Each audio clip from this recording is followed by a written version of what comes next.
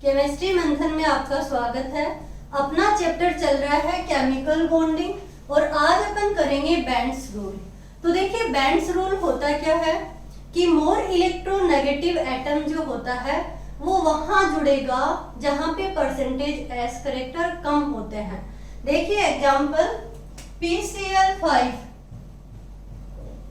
PCl5 में hybridisation होता है sp3d।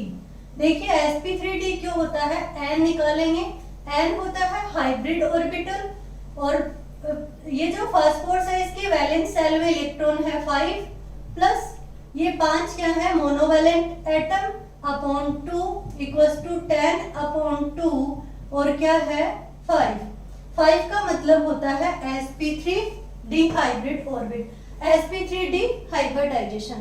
तो देखिए sp3 हाइब्रिडाइजेशन होगा तो जो शेप होगी वो क्या होगी, ट्राइगोनल बाई पायरामिडल, ये होगी बाई पायरामिडल।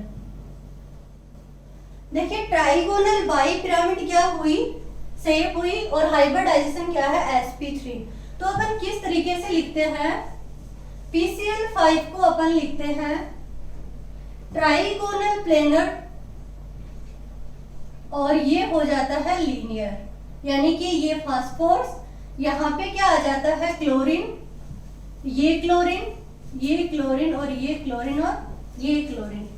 अब देखिए इसमें होता क्या है, एक तो होता है जो ट्राइगोनल शेप होती है ये बॉन्ड एंगल होता है 120 डिग्री, ये बॉन्ड एंगल 120 डिग्री है और ये जो बॉन्ड एंगल होता है ये होता है 90 डिग्री।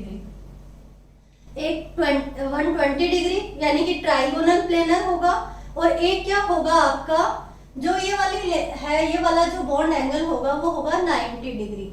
अब देखिए इसमें क्या होता है, बॉन्ड लेंथ भी होती है, ये बॉन्ड लेंथ लंबी होती है, यानी कि क्यों होती है, क्योंकि देखिए ये ट्राइगोनल प्लेनर और ये हो गए दो बॉन्ड ये वाले लेंथ। तो देखिए ये जो दोनों बॉन्ड होते हैं इसको बोला जाता है एक्सियल बॉन्ड, एक्सियल बॉन्ड, और इन तीनों को बोला जाता है इक्वेटोरियल बॉन्ड, इक्वेटोरियल बॉन्ड।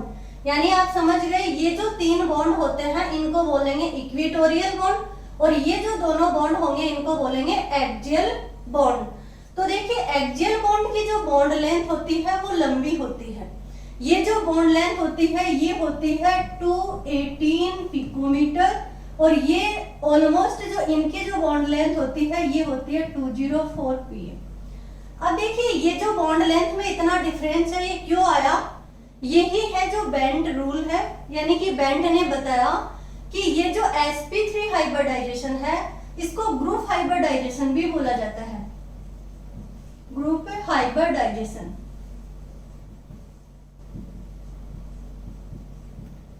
क्यों बोलते हैं ग्रुप हाइब्रिडाइजेशन, देखिए कितने ऑर्बिटल हैं 5 s 3 p और एक d।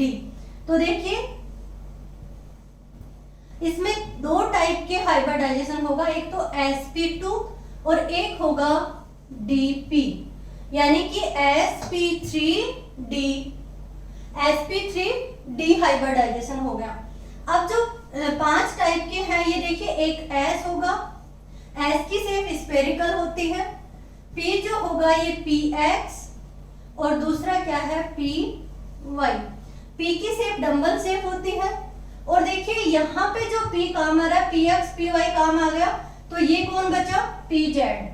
अब ये है pz, तो जब pz है तो pz के साथ ओवरलैपिंग करने वाला देखिए pz ये है और pz के साथ जो ओवरलैपिंग होगी वो इस तरीके की जो शेप हो जो pz के जैसी हो, तो वो जो होता है वो है dz²।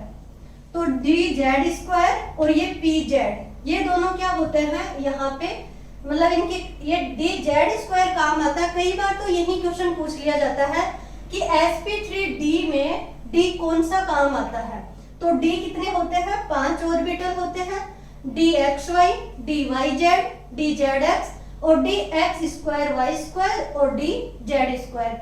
तो यहाँ पे काम कौन सा आएगा, डी जेड स्क्वायर।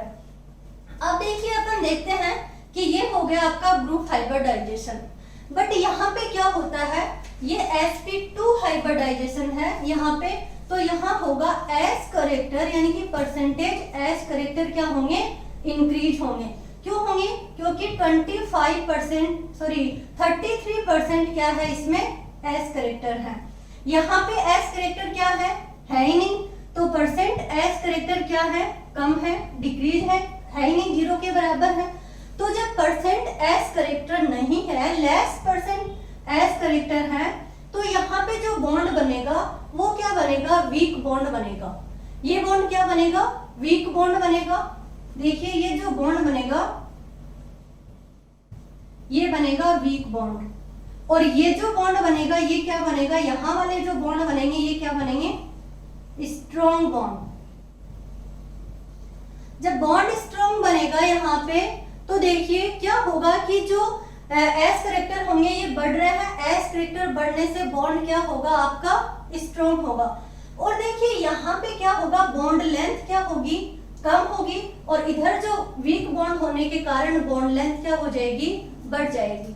अब जैसे ही बॉन्ड लेंथ बढ़ गई, तो देखिए ये वाला जो होगा, अगर मान लो कि PCl5 है तो PCl5 को तो अपन इस तरीके से लिख देंगे, बट अगर यहीं पे ये एग्जांपल आ जाए कि PCl3 और F2 कर दें, तो PCl3 और F2 होगा, तो यहाँ पे फ्लोरीन क्या है, मोर इलेक्ट्रोनेगेटिव एटम। तो फ्लोरीन जब मोर इलेक्ट्रोनेगेटिव एटम है, तो इसको कहाँ पे रखा जाएगा, तो देखिए मैंने अभी कहा कि बेंट ने क्या बताया कि जो मोर इलेक्ट्रोनेगेटिव एटम होगा वो वहां जाएगा जहां पे इलेक्ट्रोनेगेटिविटी कम हो, और इलेक्ट्रोनेगेटिविटी यहाँ कम है क्योंकि परसेंट एस करेक्टर कम है। परसेंट एस करेक्टर कम होंगे तो इलेक्ट्रोनेगेटिविटी कम होगी, तो इलेक्ट्रोनेगेटिविटी कम होगी, इसलिए जो एफ होगा वो कहाँ जाएगा, देखिए इसको कैसे लिखेंगे अपन, ये है फॉस्फोरस, यहाँ पे क्या है Cl और ये Cl और एक ये Cl, यहाँ लिखेंगे अपन ये फ्लोरीन और ये फ्लोरीन। फ्लोरीन एक्सियल पोजीशन पे क्यों आया, क्योंकि यहाँ पे क्या है, एस करेक्टर नहीं है, लेस एस करेक्टर होंगे तो इलेक्ट्रोनेगेटिविटी भी क्या होगी, यहाँ की कम होगी, और इसीलिए जो बॉन्ड लेंथ हो जाती है वो क्या हो जाती है, यहाँ पे बढ़ जाती है। तो देखिए अगर आपसे पूछ लिया जाए कि PCl3F2 के अंदर इसकी स्ट्रक्चर या शेप कैसे बनाओगे, तो ये देखिए इस तरीके से बनेगी। क्लोरीन जो होंगे ये इक्वेटोरियल पोजीशन पे जाएंगे, और F होगा ये कहाँ जाएगा, एक्सियल पोजीशन पे जाएगा। अगर आपने इसकी जो शेप है वो इस तरीके से बना दी, ये क्लोरीन और ये फ्लोरीन, ये फ्लोरीन, ये क्लोरीन और ये क्लोरीन, तो ये क्या हो जाएगी, रॉन्ग हो जाएगी, ये क्या हो जाएगी, रॉन्ग हो जाएगी। ये ही बोला था बेंट ने कि मोर इलेक्ट्रोनेगेटिव एटम हमेशा कहाँ होंगे, एक्सियल पोजीशन पे। एक्सियल पोजीशन पे क्यों होंगे ये भी समझ में आ गया, क्योंकि देखिए इनको क्या चाहिए, इलेक्ट्रॉन डेंसिटी अट्रैक्ट करने के लिए चाहिए, ये डिमांड करते हैं हमेशा। F जो है यानी कि फ्लोरीन है, ये क्या है, ये डिमांड करेगा कि हायर पी करेक्टर हो, हायर पी करेक्टर होगा तो इलेक्ट्रोनेगेटिविटी क्या होगी, कम होगी। अब देखिए यहाँ पे क्या है, पी करेक्टर ज्यादा है, तो यहाँ पी करेक्टर ज्यादा है तो फ्लोरीन क्या करेगा, एक्सियल पोजीशन पे जुड़ेगा। इसी तरीके से अगर अपन एग्जांपल लें इसमें XeO2F2 का, तो देखिए एक एग्जांपल और लेते हैं अपन, ये आपको समझ में आ गया कि ग्रुप हाइब्रिडाइजेशन क्यों कहा, क्योंकि sp3d में दो तरीके का हाइब्रिडाइजेशन से मिलकर बना होता है, sp2 और dp। dp में क्या है, जो d काम आ रहा है वो dz² काम आ रहा है, ये आपको ध्यान में रखना है। अब देखिए नेक्स्ट एग्जांपल और अगर अपन देखें कि अपन इसको किस तरीके से और समझ सकते हैं बेंट रूल को, तो देखिए वो क्या है, XeO2 और F2।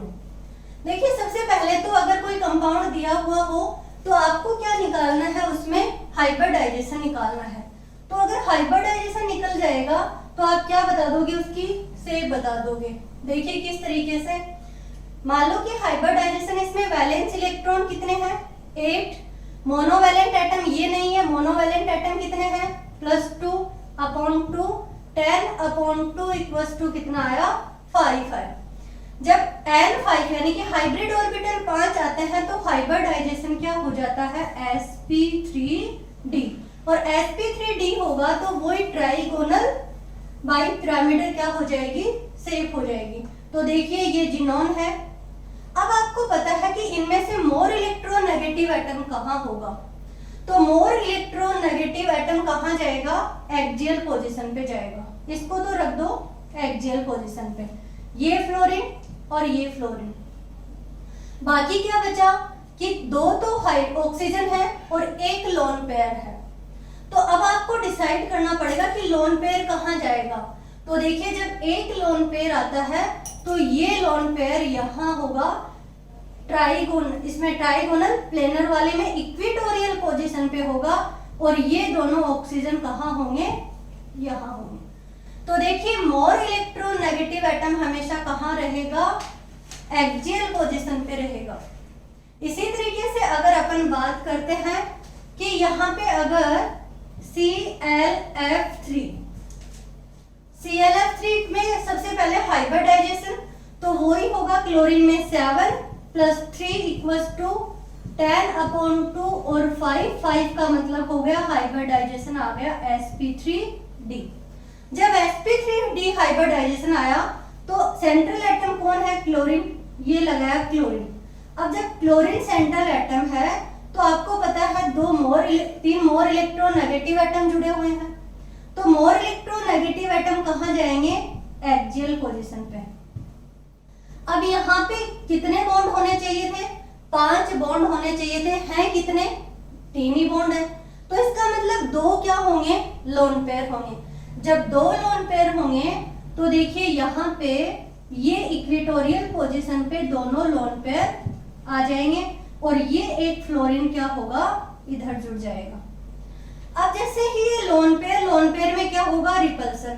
VSEPR क्या कहती है कि लोन पेयर जो रिपल्सन होता है ये मोर रिपल्सन होता है, यानी कि लोन पेयर में रिपल्सन होगा तो ये क्या होगा, थोड़ा सा यहाँ पे क्या होगा, रिपल्सन होगा, तो ये बॉन्ड किस तरीके से हो जाएगा, देखिए कुछ थोड़ा सा डिफरेंस आएगा, और ये कहाँ हो जाएगा, जैसे ये हो गए ऐसे, ये फ्लोरीन और ये फ्लोरीन, और ये जो शेप होती है इसको बोलते हैं टी शेप। क्या होती है, टी शेप। तो देखिए जो बैंड रूल है उसमें एक तो लोन पेयर की पोजीशन की, लोन पेयर कहाँ होगा। देखिए लोन पेयर भी यहाँ क्यों रखते हैं, इसका भी रीजन बताया उन्होंने कि जो लोन पेयर होता है वो मोर ऑक्यूपाइड स्पेस रखता है, यानी कि लोन पेयर ज्यादा स्पेस रखेगा, तो उसके लिए उसको क्या रखा गया, इक्वेटोरियल पोजीशन पे रखा गया। क्योंकि अगर यहाँ पे रखते तो ये तो 90 डिग्री का बॉन्ड एंगल है, और यहाँ पे क्या होता है, ये जो है तीनों वो 120 डिग्री का बॉन्ड एंगल है, तो ज्यादा स्पेस कहाँ हुआ, ट्राइगोनल पिरामिडल में, यानी कि ट्राइगोनल प्लेनर में, सॉरी। तो ट्राइगोनल प्लेनर के अंदर अगर अपन क्या रखेंगे, लोन पेयर रखेंगे, तो वो क्या होगा, 120 डिग्री का स्पेस रहेगा, और बॉन्ड एंगल ज्यादा होने के कारण वो दूर दूर रहेंगे, तो रिपल्सन क्या होगा, कम होगा। इसी तरीके से अगर एक एग्जांपल और लें अपन, वो एग्जांपल है XeF2। तो देखिए XeF2 में पहले तो क्या निकालें, 8 + 2/2 इक्वल्स टू 10/2 क्या आया, वही 5, और क्या आ जाएगा, sp3d हाइब्रिडाइजेशन। देखिए अगर आपको हाइब्रिडाइजेशन अभी तक भी निकालना नहीं आ रहा है तो आप पीछे जाके वीडियो सर्च करके देख सकते हैं, केमिस्ट्री मंथन हाइब्रिडाइजेशन। तो देखिए XeF2 में क्या है, sp3 हाइब्रिडाइजेशन है, तो शेप क्या होगी, ट्राइगोनल बाइपिरामिड, ऐसे होनी चाहिए। बट होता क्या है कि इसमें तो 2 ही बॉन्ड है, इसका मतलब 2 बॉन्ड है, तो लोन पेयर कितने होंगे, 3 लोन पेयर होंगे, और वो तीनों लोन पेयर कहाँ आएंगे, तो देखिए वो तीनों लोन पेयर आएंगे इक्वेटोरियल पोजीशन पे। ये Xe, ये मोर इलेक्ट्रोनेगेटिव एटम कहाँ जाएंगे, एक्सियल पोजीशन पे, और इक्वेटोरियल पोजीशन पे कौन आएगा, लोन पेयर आएंगे। अभी मैंने बताया कि जो लोन पेयर होते हैं वो मोर स्पेस ऑक्यूपाई करते हैं, इसलिए इनको कहाँ रखा जाता है, इक्वेटोरियल पोजीशन पे। और ये यहाँ एक्सियल पोजीशन पे क्यों जाते हैं, क्योंकि पी करेक्टर क्या होते हैं, ज्यादा होते हैं। पी करेक्टर ज्यादा होने के कारण ये क्या होगा, इलेक्ट्रोनेगेटिव, मोर इलेक्ट्रोनेगेटिव एटम क्या करेगा, अपनी तरफ इलेक्ट्रॉन डेंसिटी अट्रैक्ट कर लेगा। अब देखिए अगर अपन बात करें कि और बेंट रूल से किस किस एग्जाम्पल को अपन समझा सकते हैं, तो आपने कभी नाम सुना होगा, देखिए एक एग्जाम्पल है और वो मोस्ट इंपोर्टेंट एग्जाम्पल है। देखिए क्या है कि एक होता है CH4 radical, sorry CH3 radical, CH3 radical, और एक होता है CF3 रेडिकल। दोनों को ही बेंट रूल से अपन बता सकते हैं कि दोनों में क्या होगा, कैसे हाइब्रिडाइजेशन होगा और कौन सा क्या होगी, शेप होगी इसकी। तो देखिए अगर CH3 की बात करूं तो CH3 में क्या होता है, sp2 हाइब्रिडाइजेशन होता है, और CF3 में क्या होता है, sp3 हाइब्रिडाइजेशन होता है।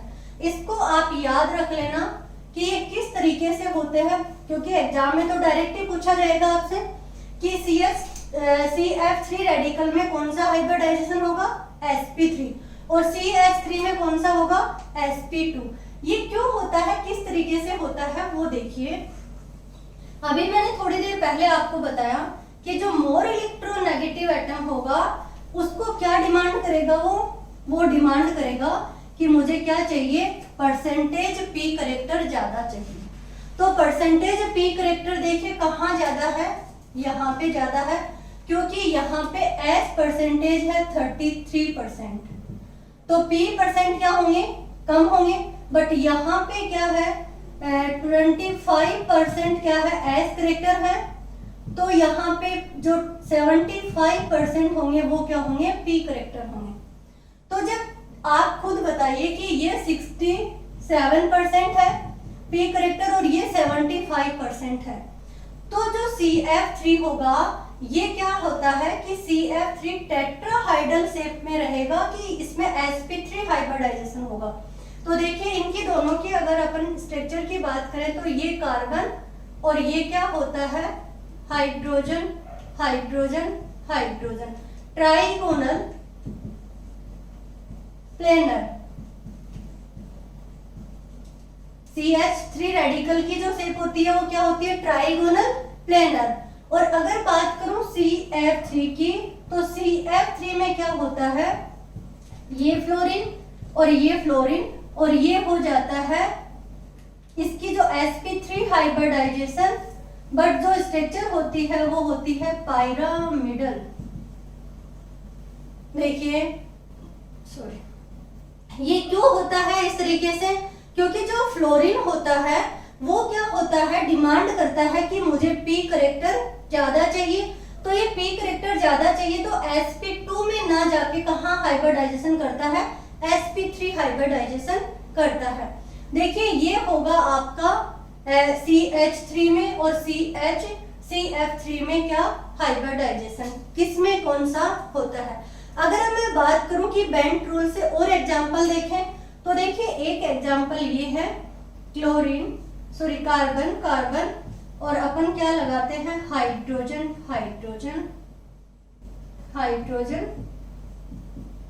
अब देखिए क्या है, अगर मैं बात करूं तो इथेन, और यहाँ पे हेक्साफ्लोरोइथेन की बात करें तो देखिए क्या होगा, कार्बन कार्बन और ये लगे हैं फ्लोरीन। अब आपसे पूछा जाता है कि किस कार्बन कार्बन में बॉन्ड लेंथ, या फिर मैं बोलूं कि बॉन्ड एनर्जी ऑर्डर क्या होगा। तो देखिए इस तरीके का अगर कंपाउंड आ जाता है तो सबसे पहले तो अगर मैं बॉन्ड लेंथ बताऊं इनकी दोनों की, तो बॉन्ड लेंथ होती है इसका जो कंपाउंड है इसकी बॉन्ड लेंथ होती है 1.54 एंगस्ट्रॉम, और ये वाला जो कंपाउंड है इसकी होती है 1.46 एंगस्ट्रॉम, यानी कि बॉन्ड लेंथ में क्या आ गई, यहाँ पे कमी आ गई। अगर बॉन्ड लेंथ में कमी आ गई तो बॉन्ड एनर्जी क्या हो गई, बढ़ गई। और जो बॉन्ड एनर्जी बढ़ेगी तो देखिए कितनी हो जाती है, ऑलमोस्ट यहाँ पे आ जाती है 92 किलो कैलोरी पर मोल। एनर्जी कितनी आ जाती है 92, और यहाँ पे बॉन्ड एनर्जी कितनी आ जाती है, बॉन्ड एनर्जी 86 किलो कैलोरी पर मोल। देखिए ये वाले जो है डाटा ये प्रैक्टिकल लिए हुए हैं बस बेंट रूल को प्रूव करने के लिए। तो क्या होता है कि इसमें क्या होगा, ऐसा क्यों हुआ, क्योंकि यहाँ पे क्या होगा, परसेंट एस करेक्टर क्या होंगे, कम हो जाते हैं। क्योंकि परसेंट एस करेक्टर जहां फ्लोरीन रहेगा वहां पे परसेंट एस करेक्टर क्या होंगे, कम होंगे। तो यहाँ पे अगर बात करूं कि परसेंट एस करेक्टर कम हो गए, तो अगर यहाँ परसेंट एस करेक्टर कम हो रहे हैं तो ये परसेंट एस करेक्टर क्या हो जाते हैं, इंक्रीज हो जाते हैं। और जब ये परसेंट एस करेक्टर इंक्रीज हो गए तो बॉन्ड लेंथ क्या हो गई, कम हो गई। क्यों हो गई, क्योंकि इलेक्ट्रोनेगेटिविटी बढ़ गई। देखिए एक और आपको बात याद रखनी है कि परसेंट एस करेक्टर इंक्रीज होंगे तो इलेक्ट्रोनेगेटिविटी क्या होगी, इंक्रीज होगी। और बॉन्ड लेंथ क्या होगी, बॉन्ड लेंथ क्या होगी, डिक्रीज होगी। और बॉन्ड स्ट्रेंथ क्या होगी, इंक्रीज होगी। और बॉन्ड एनर्जी क्या होगी, इंक्रीज होगी। ये रिलेशन आपको याद रखना है। देखिए परसेंट एस करेक्टर इंक्रीज होगा तो इलेक्ट्रोनेगेटिविटी बढ़ेगी, इलेक्ट्रोनेगेटिविटी बढ़ रही है तो बॉन्ड लेंथ कम होगी, और बॉन्ड लेंथ कम होगी तो बॉन्ड स्ट्रेंथ भी क्या होगी, बढ़ेगी। और जब बॉन्ड एनर्जी भी, स्ट्रेंथ अगर इंक्रीज हो रही है तो बॉन्ड एनर्जी भी इंक्रीज होगी। तो यहाँ पे क्या हो रहा है, देखिए परसेंट एस करेक्टर इंक्रीज होगा तो इलेक्ट्रोनेगेटिविटी क्या हो गई, बढ़ गई। तो बॉन्ड लेंथ क्या हो गई, कम हो गई। और बॉन्ड लेंथ कम हुई तो बॉन्ड एनर्जी क्या हो जाएगी, बढ़ जाएगी। इसीलिए इसकी बॉन्ड एनर्जी 92 किलो कैलोरी होती है और इसकी बॉन्ड एनर्जी 86 किलो कैलोरी पर मोल होती है। ये भी अपन क्या कर सकते हैं, बेंट रूल से समझा सकते हैं कि किसकी एनर्जी कितनी। आपको एनर्जी पूछ सकता है, बॉन्ड लेंथ पूछ सकता है, या बॉन्ड स्ट्रेंथ के बारे में दोनों से कंपैरिजन करवा सकता है। अब देखिए एक एग्जांपल और लेते हैं जो अपन बेंट रूल के द्वारा अपन क्या कर सकते हैं, समझा सकते हैं। तो देखिए एग्जांपल, नेक्स्ट एग्जांपल क्या होगा, एक है N2O3 और एक है N2O4। दो क्या है, कंपाउंड है। अगर एक है N2O3 और एक है N2O4 और आपसे पूछा जाए कि which one has longer N bond length, यानी कि which one of has longer N bond length, कौन कौन है ये, एक होगा आपका N2O3 और दूसरा क्या है N2O4। तो देखिए इनमें कैसे बताएंगे अपन बेंट रूल के द्वारा कि किसके अंदर बॉन्ड लेंथ कम होगी और किसमें बॉन्ड लेंथ ज्यादा होगी। तो देखिए N2O3 की स्ट्रक्चर अगर अपन बनाएं तो ये नाइट्रोजन और ये नाइट्रोजन, ये डबल बॉन्ड O और ये क्या हो जाएगा, ऑक्सीजन। देखिए N2O3 में क्या होगा, ये ऑक्सीजन और ये हो जाएगा आपका लोन पेयर, ये ऑक्सीजन और ये क्या हो जाएगा, लोन पेयर। अब देखिए N2O4 में क्या होगा, ये नाइट्रोजन नाइट्रोजन और यहाँ पे क्या है, डबल बॉन्ड ऑक्सीजन, ये ऑक्सीजन और ये ऑक्सीजन। देखिए होगा क्या, अब आपसे क्या पूछ रहे हैं कि एन बॉन्ड लेंथ किसकी क्या होगी, ज्यादा होगी। तो अपन क्या देखेंगे इसमें कि देखिए वो ही बात कि ये वाला जो एरिया है ये दोनों में क्या है, सेम है। इसकी बात करें तो ये इसमें भी सेम है और इसकी बात करूं तो ये इसमें भी सेम है। डिफरेंस किसमें आएगा, इसमें और इसमें। तो देखिए ये डिफरेंस किस तरीके से आ रहा है कि जहां लोन पेयर होगा वहां पे क्या होगा, एस करेक्टर इंक्रीज होगा। तो जब एस करेक्टर यहाँ इंक्रीज हो रहे हैं, परसेंट एस करेक्टर क्या हो रहे हैं, यहाँ पे इंक्रीज होगा। तो जब यहाँ परसेंट एस करेक्टर इंक्रीज होगा तो इस बॉन्ड के अंदर क्या होगा, लेस परसेंट एस करेक्टर होंगे। देखिए यहाँ पे अगर परसेंट एस करेक्टर क्या हुए, कम होंगे, तो परसेंट पी करेक्टर क्या होंगे, परसेंट पी करेक्टर क्या होंगे, इंक्रीज होंगे। और जब परसेंट पी करेक्टर इंक्रीज हो रहे हैं तो बॉन्ड लेंथ क्या हो जाएगी, बढ़ जाएगी। देखिए बॉन्ड लेंथ बढ़ जाती है, क्यों बढ़ जाती है ये आपको ध्यान रखना है कि मोर परसेंट एस करेक्टर यहाँ होंगे। क्यों होंगे, देखिए क्योंकि जब लोन पेयर की बात करें तो लोन पेयर न्यूक्लियस के पास में रहना चाहता है, और लोन पेयर न्यूक्लियस के पास में कब जाएगा, जब एस ऑर्बिटल में वो रहता है। जब एस ऑर्बिटल में रहेगा, न्यूक्लियस के पास रहेगा, तो वो क्या करेगा, उसका अट्रैक्शन क्या हो जाएगा, न्यूक्लियस की तरफ हो जाएगा। और यहाँ पे क्या होगा, जब एस करेक्टर इधर बढ़ गए तो इस बॉन्ड में क्या हो गए, बॉन्ड पी करेक्टर क्या हो गए, इंक्रीज हो गए। और अगर मैं बात करूं एस और पी की, तो देखिए एस की इलेक्ट्रोनेगेटिविटी क्या होती है, ज्यादा होती है, पी की इलेक्ट्रोनेगेटिविटी कम होती है। तो जब एस की इलेक्ट्रोनेगेटिविटी ज्यादा है तो बॉन्ड लेंथ क्या होगी, इसकी डिक्रीज होगी।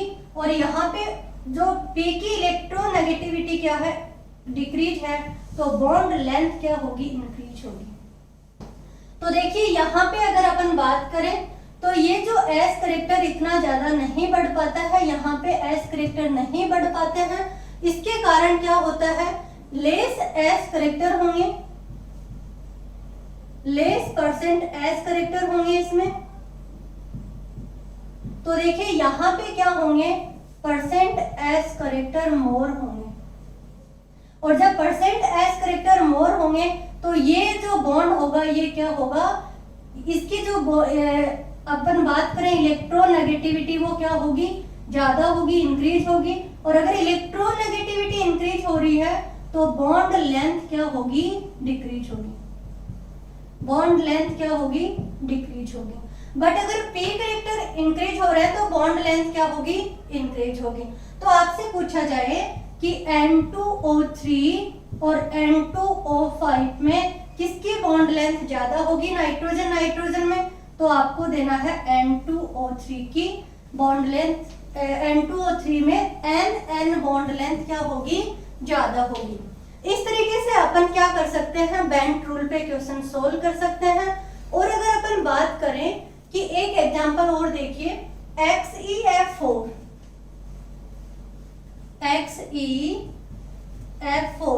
तो देखिए हाइब्रिडाइजेशन की बात करें तो हाइब्रिडाइजेशन होगा sp3d2।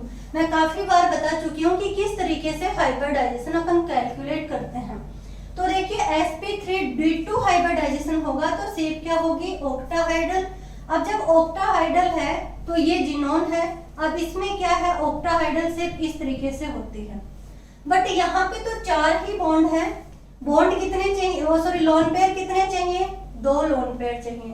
तो वो जब कोई भी शेप जब ऑक्टाहाइड्रल होगी तो लोन पेयर कहाँ आएगा, ये भी क्या है, देखिए लोन पेयर कहाँ आएगा। इसमें आप हमेशा याद रखना कि जब एक लोन पेयर इस पोजीशन में आ रहा है तो दूसरा लोन पेयर उसके जस्ट अपोजिट आएगा।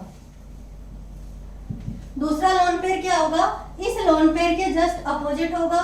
और इस XeF2 में ये F, ये फ्लोरीन, ये फ्लोरीन और ये फ्लोरीन, यानी कि स्क्वायर प्लेनर क्या हो जाएगी, इसकी शेप हो जाएगी। तो देखिए ये ऑक्टाहाइड्रल में तो एक लोन पेयर के अपोजिट दूसरा लोन पेयर, और अगर ट्राइगोनल बाइपिरामिडल की बात करूं तो वहां पे पहला लोन पेयर आएगा इक्वेटोरियल पोजीशन पे और फिर दूसरे लोन पेयर कहाँ जाएंगे, इक्वेटोरियल पे, एक्सियल पोजीशन पे कोई भी लोन पेयर नहीं जाएगा। ये है बेंट रूल और इस बेंट ने क्या किया था, इसको समझाया था। आज के लिए इतना ही काफी है।